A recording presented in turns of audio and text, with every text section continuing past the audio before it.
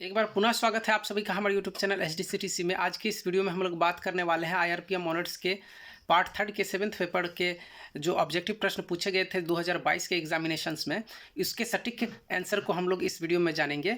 इससे पहले मैं एक चीज़ और आप सभी को बता दूं कि जल्द ही हमारे चैनल पे इंग्लिश के साथ साथ जो है अन्य लाइव क्लासेस भी शुरू किए जाएंगे, जिसके अंतर्गत IRPM ऑनर्स के पार्ट 1 और पार्ट 2 का भी लाइव क्लास शुरू होने जा रहा है हमारे चैनल पे। तो चैनल के साथ जुड़े रहिए। तो चलिए इस वीडियो को शुरू करते हैं।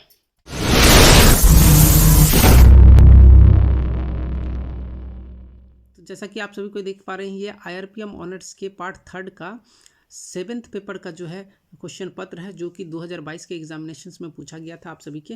इसके अंतर्गत जो है 10 ऑब्जेक्टिव प्रश्न आप सभी को पूछे गए थे, जिसके सटीक आंसर को मैं आप सभी को इस वीडियो में बताने वाला हूं।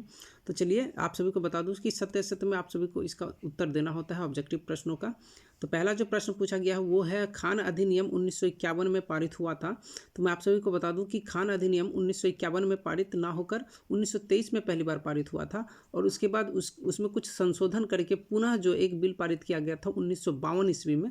यहाँ बोला गया 1951 में पारित किया गया था, तो ये असत्य हो जाएगा। ठीक है, पहली बार पारित 1923 में हुआ था, जबकि संशोधित करके जो पारित किया गया था 1952 ईस्वी में। इसलिए इसका आंसर क्या हो जाएगा? असत्य हो जाएगा। चलिए अगले प्रश्न की ओर चलते हैं। अगला प्रश्न है, श्रम विधान श्रमजीवी वर्गों के हितों की रक्षा करता है। तो जी हाँ, जितने भी श्रम विधान होते हैं वो श्रमजीवी वर्ग के जितने भी श्रमिक होते हैं उनकी हितों की रक्षा करता है। इसीलिए इसका आंसर क्या हो जाएगा? सत्य हो जाएगा। ठीक है, उनको विभिन्न प्रकार के आर्थिक, सामाजिक और राजनीतिक न्याय और हितों की रक्षा करते हैं। ठीक है, श्रम विधान। अगला प्रश्न, मातृत्व अधिनियम 1961 महिला कर्मचारियों से संबंधित है। ये प्रश्न जो है पार्ट 1 में भी पूछा गया था आप सभी का, IRPM ऑनर्स के पार्ट 2 में भी पूछा गया था, मतलब इससे रिलेटेड पूछा गया था। और मातृत्व अधिनियम जो है महिला कर्मचारी से संबंधित होता है, और इसका आंसर क्या हो जाएगा? सत्य हो जाएगा, जिसके अंतर्गत उनको विभिन्न प्रकार के प्रसूति हित लाभ जो है प्रदान किए जाते हैं। ठीक है, चलिए अगला प्रश्न है, प्रशिक्षु अधिनियम 1951 में पारित हुआ था। तो ये प्रश्न बिल्कुल एकदम डायरेक्टली जो है हम लोग का जो ऑब्जेक्टिव दिया गया था उसी से मैच कर गया है, और कुल मिला के 8 प्रश्न जो है आप सभी को मैच किया था, और मैं जानता हूँ कि आप सभी का एग्जाम बहुत अच्छा रहा होगा। तो इसका आंसर जो है 1961 में पारित किया गया था। प्रशिक्षु अधिनियम 1961 में पारित हुआ था, इसीलिए इसका आंसर क्या हो जाएगा? असत्य हो जाएगा। आप सभी को मिलान कर लेंगे।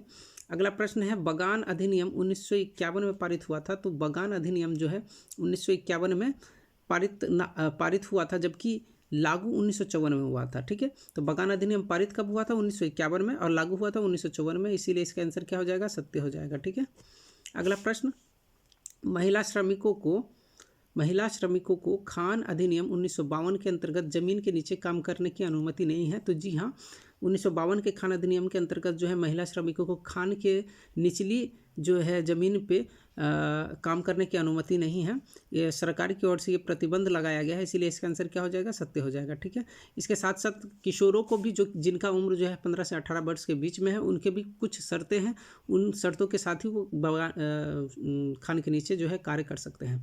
अगला प्रश्न, अंतर्राष्ट्रीय श्रम संघ की स्थापना 1929 ईस्वी में हुई थी। तो जी नहीं, अंतर्राष्ट्रीय श्रम संगठन, जिसे ILO भी कहा जाता है, इसके जो है स्थापना प्रथम विश्व युद्ध के पश्चात 1914 ईस्वी के पश्चात 1919 ईस्वी में वर्साई की संधि में के द्वारा विश्व की शांति के लिए जो है अंतर्राष्ट्रीय श्रम संगठन की स्थापना की गई थी, जो कि UNO का एक अभिन्न अंग है। ठीक है, इसीलिए इसका आंसर क्या हो जाएगा? असत्य हो जाएगा। इसकी स्थापना 1929 में ना होकर 1919 ईस्वी में की गई थी।